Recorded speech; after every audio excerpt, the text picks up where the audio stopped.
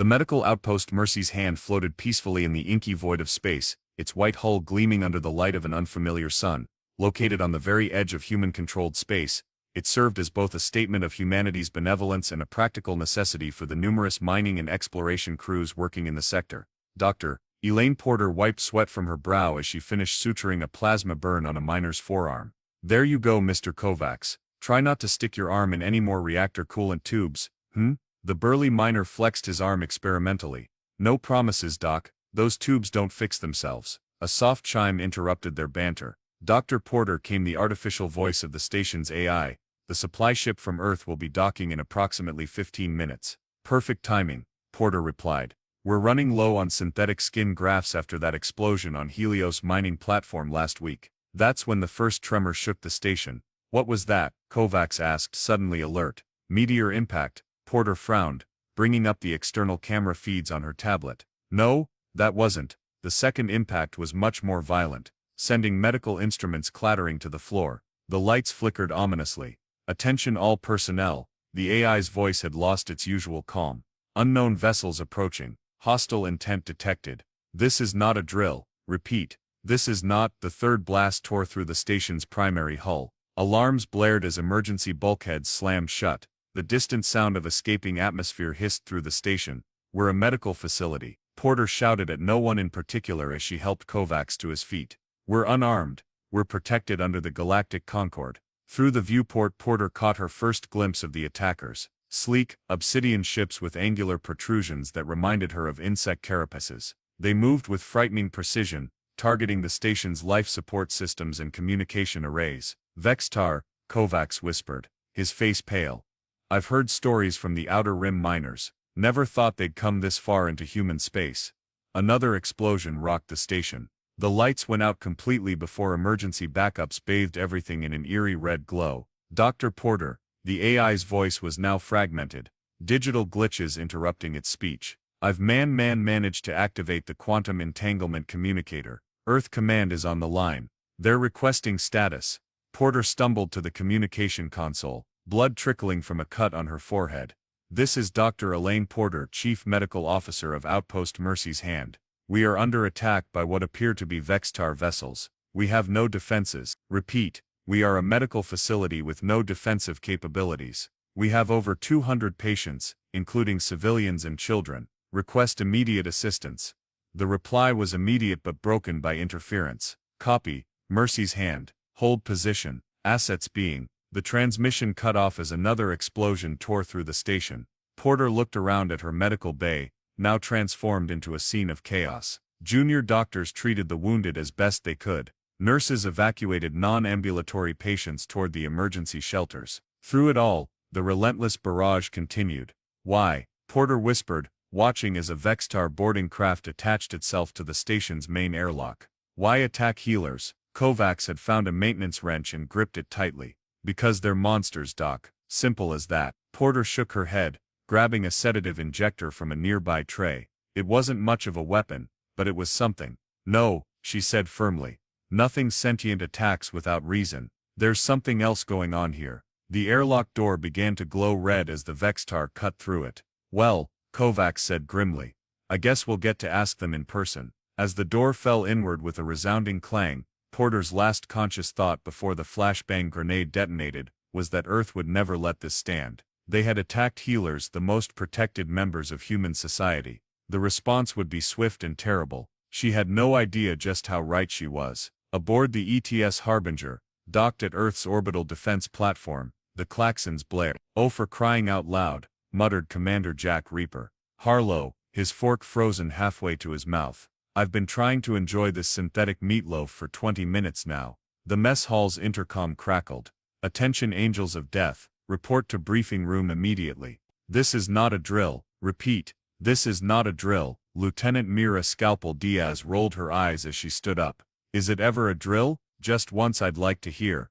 "This is totally a drill. Take your time finishing your terrible food. You know." Tech Specialist Dex, Mainframe Okoro said thoughtfully, tapping his neural implant which glowed a soft blue at his temple. "Statistically speaking, if they never call drills, the efficiency of actual emergency response decreases by save it for someone who cares calculator."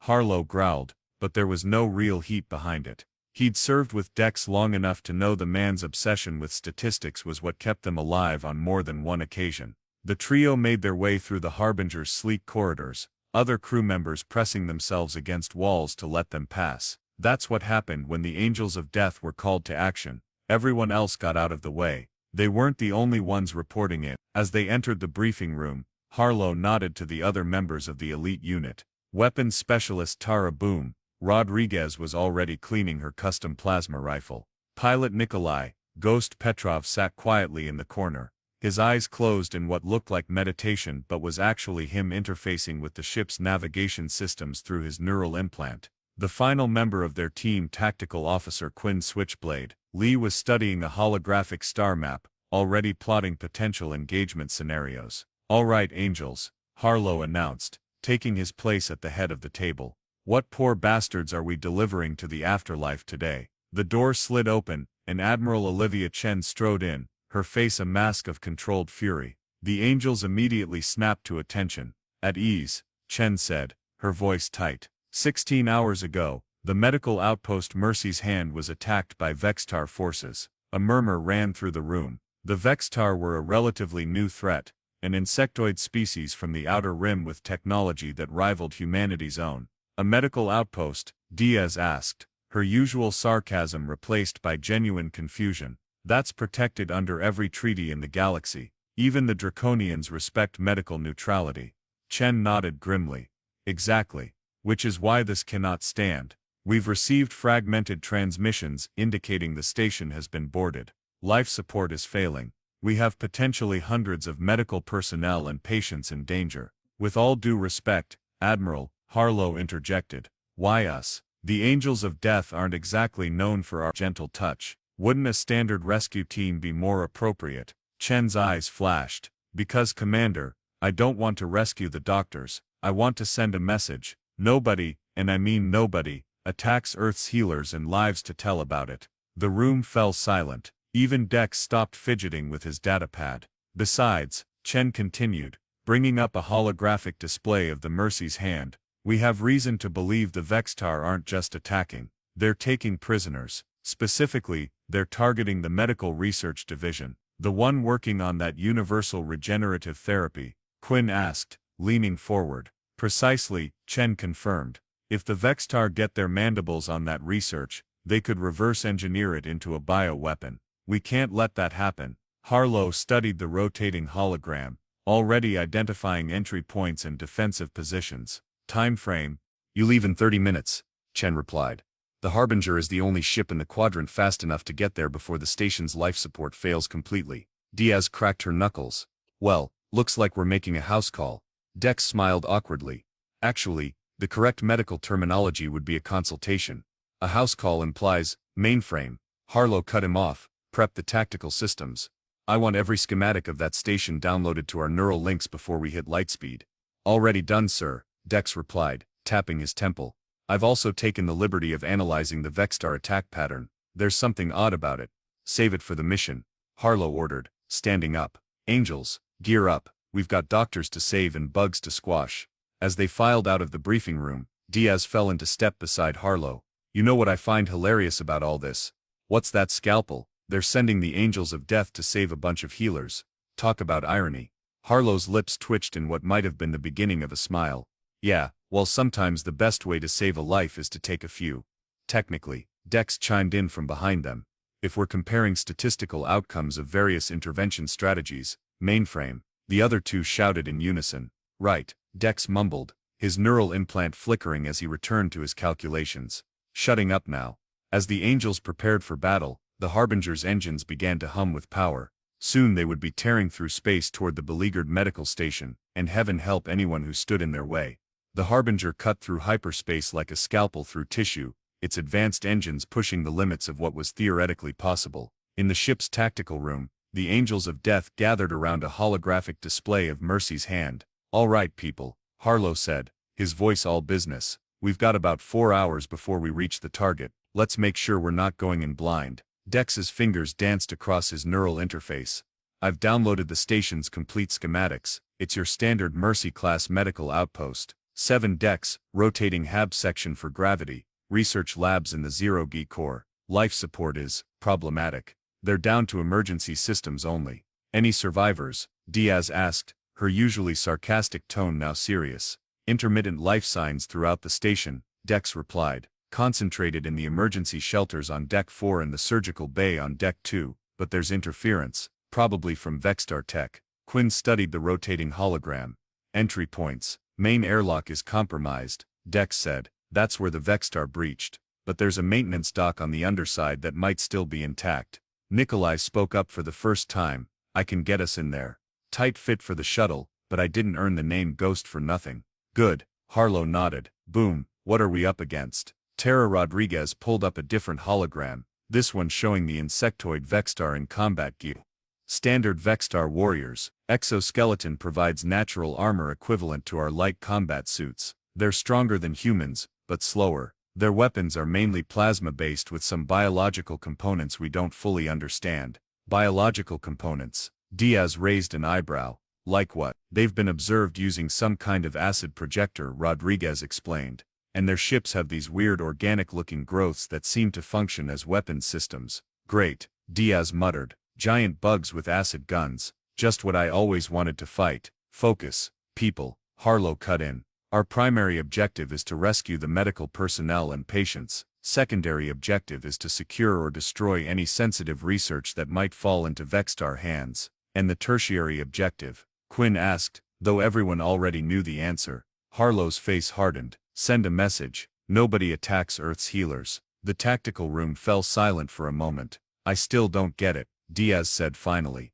Why would the Vexstar attack a medical station? Even from a strategic standpoint, it makes no sense. There are juicier military targets in the sector. Dex cleared his throat. Actually, I've been analyzing the attack pattern, and I have a theory. Let's hear it, Harlow said. The Vexstar didn't just attack randomly. They specifically targeted the research labs and data centers. They wanted something specific. The regenerative therapy research, Quinn suggested. Precisely, Dex nodded. But here's the interesting part. The Vexstar have an unusual biology. Their cellular structure is fundamentally different from ours. What if they're afraid of this research? Afraid of medicine? Rodriguez scoffed. That's ridiculous. Not medicine in general, Dex clarified. This specific research. The universal regenerative therapy is designed to work on any carbon-based life form. That includes the Vexstar. So they're attacking because they're afraid of being healed. Diaz's voice dripped with sarcasm. Makes perfect sense. Or, Harlow said slowly, they're afraid of what else that technology could do. If you can rewrite cells to heal, you can rewrite them to harm. The room fell silent again as the implications sank in. So they're conducting a preemptive strike, Quinn concluded. Trying to destroy research that could potentially be weaponized against them. Which is exactly why we need to secure it, Harlow stated firmly. If they're this afraid of it, it's definitely something we want to keep. Sir. Dex raised his hand like a schoolboy. I feel compelled to point out that using medical research as a weapon would violate approximately 14 different galactic treaties. I'm not talking about weaponizing it, mainframe, Harlow growled. I'm talking about making sure it reaches its intended purpose, saving lives. And if we happen to save human lives first, well, that's just prioritizing, Diaz added with a smirk. Exactly, Harlow nodded. Now, let's talk tactics. We'll split into 2 teams. Alpha team, that's me, Scalpel and Mainframe, will head for the research labs to secure the data. Beta team, Switchblade, Boom and Ghost, will make for the emergency shelters to extract survivors. What's our loadout? Rodriguez asked, already mentally inventorying her weapons. Standard combat gear, Harlow replied.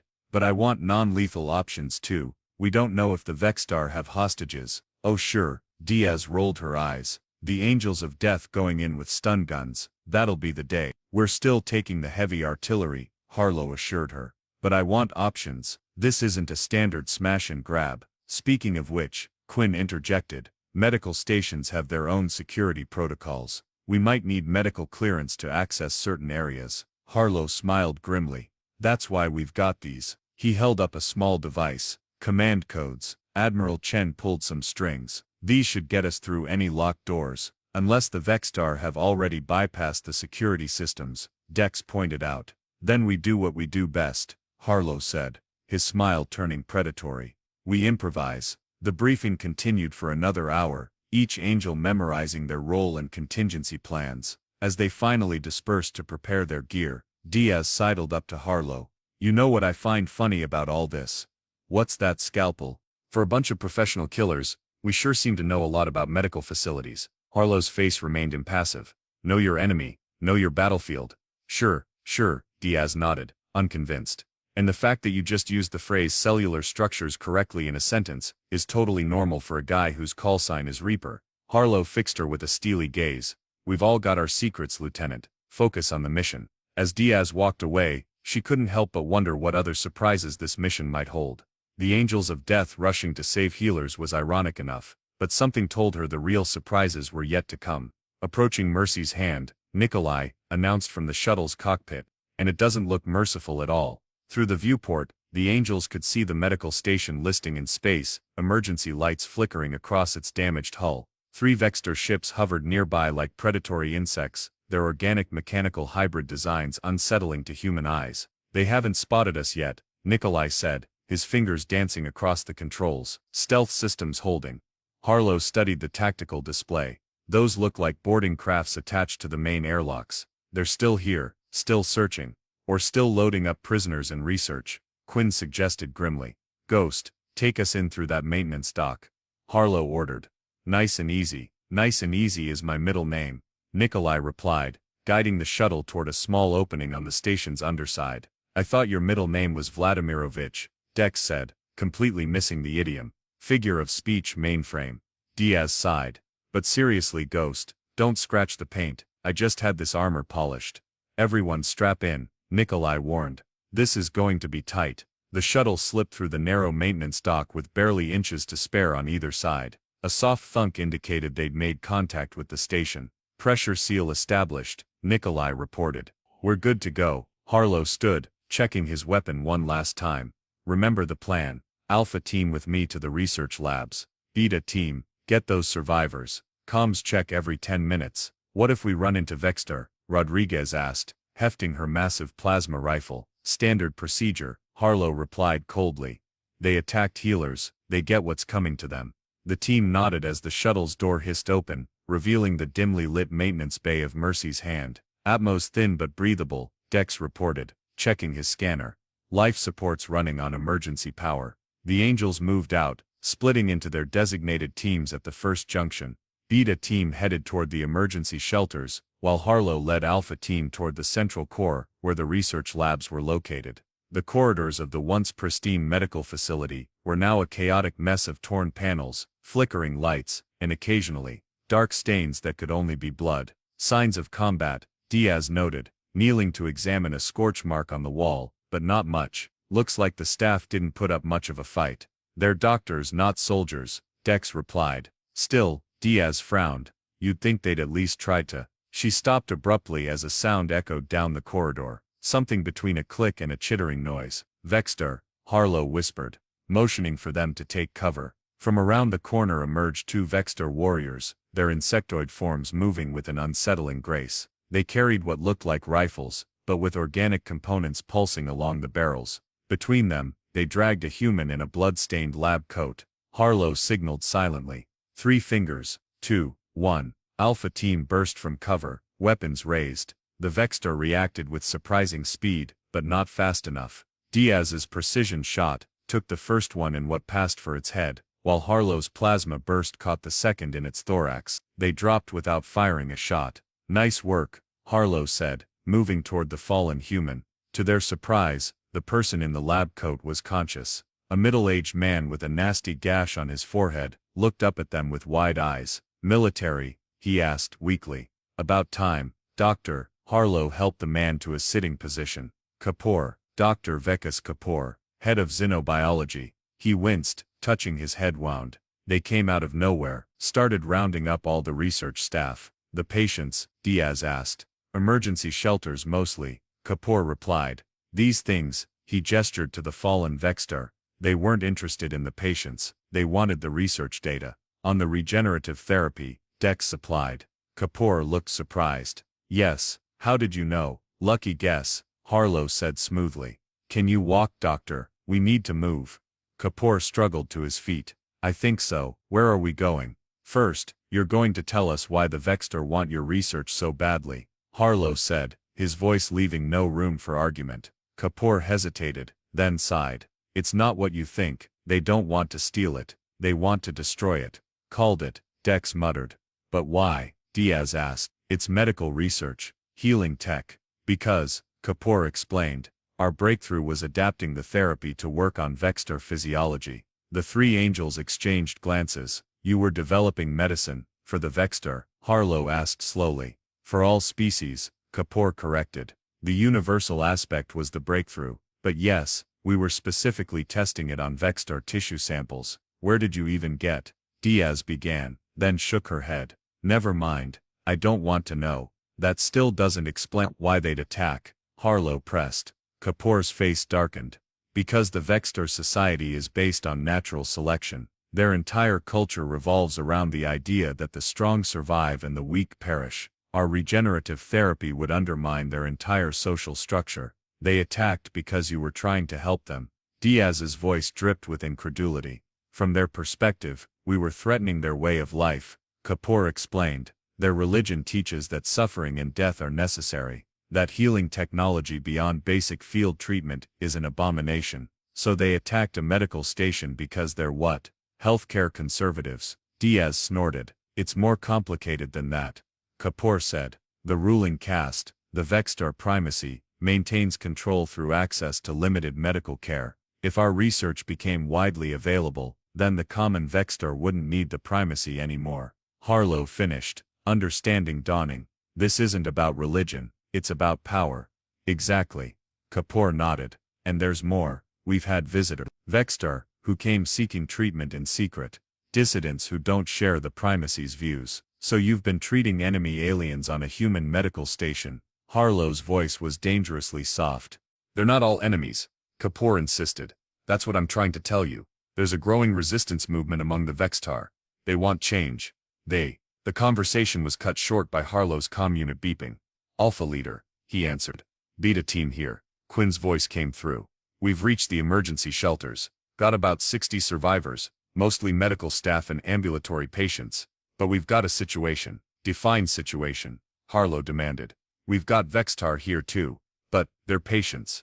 Being treated by human doctors. Harlow looked at Kapoor, who had the grace to look embarrassed. I was getting to that part, the doctor said weakly. Beta team, hold position, Harlow ordered.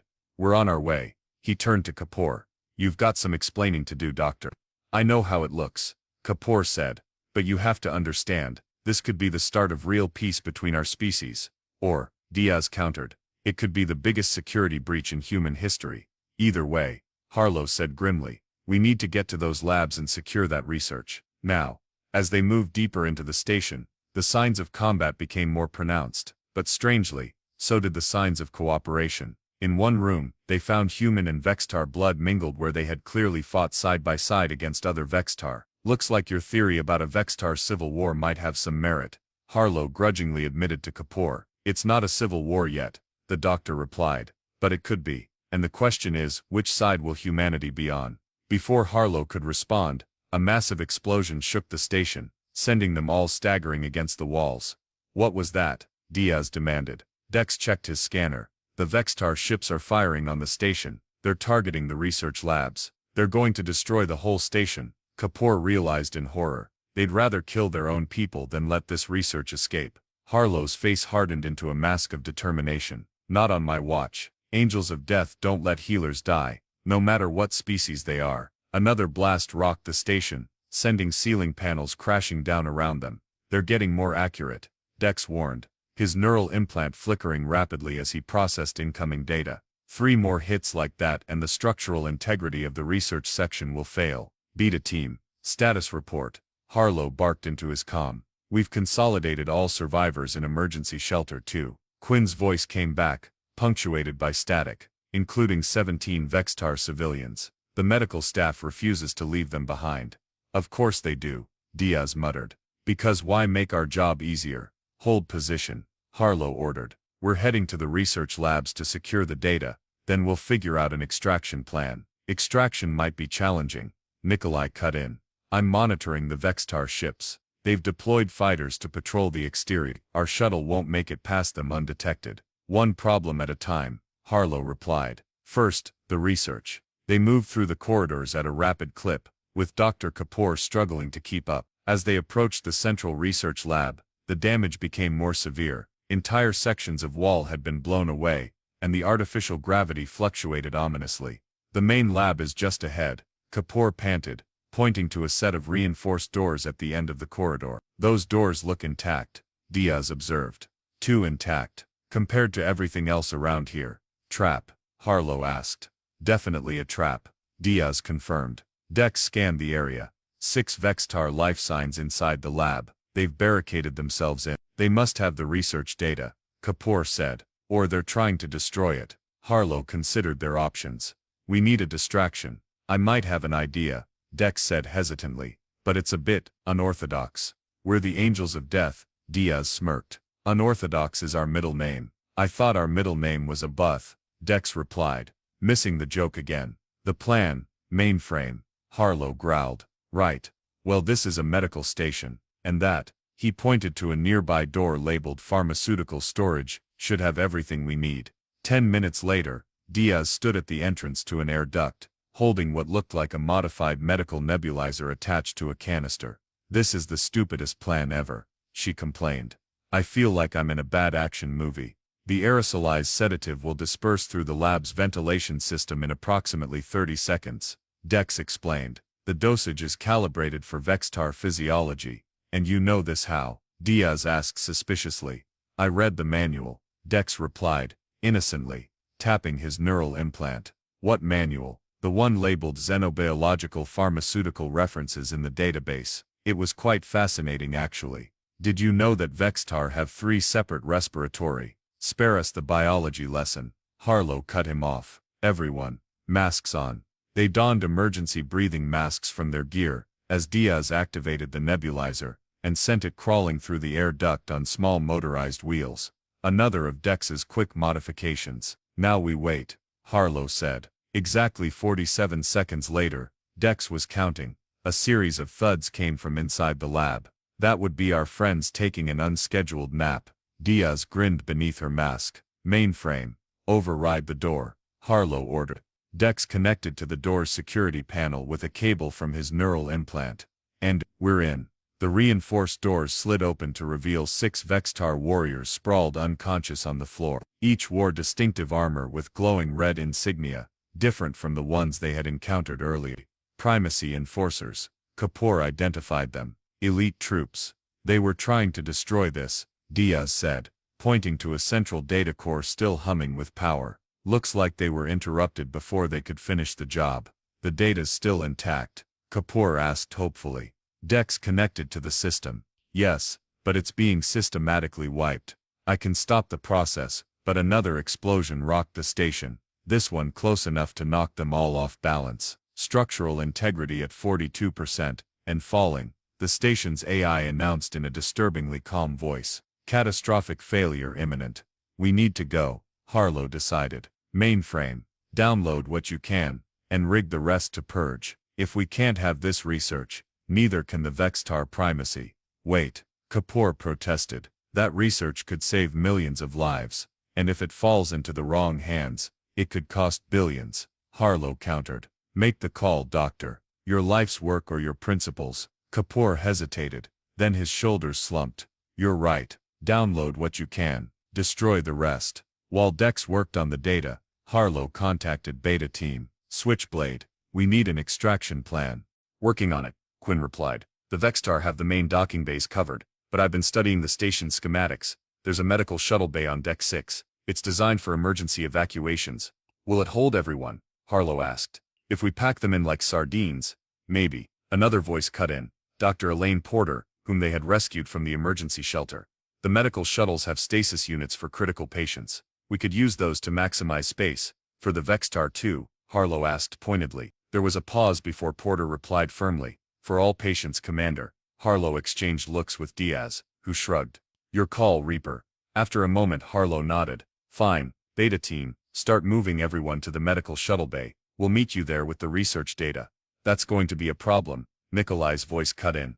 The Vextar ships are repositioning. They're going to have a clear shot at anything leaving the shuttle bay. Then we need a distraction, Harlow said. Something to keep those ships busy while the medical shuttle escapes. I've got an idea, Rodriguez chimed in, her voice carrying the unmistakable tone of someone about to suggest something explosive. The station's medical imaging systems use focused radiation, right? If we overload them and direct the beam at the Vextar ships, you want to turn an MRI into a weapon? Kapoor asked, aghast. Technically it would be more like turning a radiotherapy device into a directional EMP, Dex corrected. And it could work. The medical systems have their own power reserves. Do it, Harlow ordered. Boom, Ghost. Make it happen. Switchblade, get everyone ready to move. What about us? Diaz asked. Harlow's expression was grim. We need to make sure that medical shuttle gets away clean, which means someone needs to stay behind and manually target those Vextar ships. Suicide mission, Diaz said flatly. Pretty much, Harlow agreed. I volunteer. Kapoor stepped forward. This is my research. My responsibility. No offense, Doc, but you don't have the training, Harlow said. I'll do it. We'll do it, Diaz corrected. Angels fly together, remember? Actually, Dex interjected. Nobody has to stay behind. I can rig an automated targeting system. It won't be as accurate, but it should create enough chaos for the medical shuttle to escape. And what about us? How do we get out? Harlow asked. Dex grinned. Remember our shuttle, it has stealth systems. In all the confusion, we slip away unnoticed. Harlow finished, clapping Dex on the shoulder. Mainframe, sometimes you're not as annoying as I pretend you are. Thank you, sir. Dex beamed. I think the plan came together with military precision. Beta Team prepared the survivors for evacuation while Alpha Team rigged the station's medical equipment for their unconventional purpose, using surgical lasers, radiotherapy machines, and even diagnostic scanners. They assembled an improvised defensive system. As they worked, another group of Vextar boarded the station, but these wore different insignia, blue instead of red. The Resistance, Kapoor explained. They must have heard about the attack. To everyone's surprise, the blue-marked Vextar didn't attack. Instead, their leader approached Harlow directly. You are military? The Vextar asked in halting English. Angels of Death, Harlow confirmed. Weapon at the ready but not aimed. The Vextar made a strange chittering sound that might have been laughter. Ironic. We are called life-bringers, among our kind. The primacy named us heretics for seeking healing technology. You're here for the research, Harlow guessed. We are here for our kin, the Vextar corrected. The patients. But yes, the research would help our cause. Harlow studied the alien, then made a decision. Help us get everyone out of here, and we'll talk about the research. The Vextar extended a limb in what appeared to be a gesture of agreement. We have ships, small, but they can help evacuate. Sir, Dex whispered urgently. Are we really going to trust them? Harlow looked around at the wounded humans, and Vextar being treated side by exhausted medical staff who made no distinction between species. Today we are, he decided. Today we're all healers. With the Resistance Vextar's help, the evacuation plan expanded. As the station creaked and groaned around them, humans and Vextar worked together to prepare for escape. Rodriguez put the finishing touches on their makeshift defense system. Ready to light this candle, Commander. On my mark, Harlow said, watching as the last of the patients were loaded into the combined fleet of shuttles. 3, 2, 1, mark. The station's medical equipment, never designed for such application, hummed to life. Focused beams of various radiation types shot outward, striking the primacy ships. Alarms blared as targeting systems went haywire and engines sputtered. Now, Harlow shouted into his comm. All shuttles go. The medical shuttles, along with the small Vextar Resistance vessels, burst from the station's bays, speeding away from the crippled primacy ships. Our turn, Harlow told his team. Back to our shuttle. As they raced through the deteriorating station, Diaz glanced at Harlow. You know what I find really ironic about all this? What's that scalpel? The Angels of Death just performed the biggest rescue operation in history, using medical equipment as weapons. Harlow allowed himself a rare smile. Sometimes, Lieutenant, the best way to save a life is to think like someone who takes them. Behind them, the station's remaining systems finally gave way. But by then, the Angels of Death, and everyone they had come to save, were already speeding toward safety. 1 week later, aboard the ETS Harbinger, Commander Jack Harlow stood at rigid attention before Admiral Chen's holographic projection. The official report states that you not only rescued the human medical personnel and patients from Mercy's hand, but also 17 Vextar civilians, and subsequently formed an alliance with Vextar resistance fighters, Chen said, her expression unreadable. Care to explain that last part, Commander? It seemed like the tactically sound decision at the time, Admiral, Harlow replied stiffly. Chen's eyebrow raised a fraction. Tactically sound to ally with the same species that attacked the station in the first place. Different factions, ma'am. The Vextar are not a monolith. So I've been learning, Chen sighed.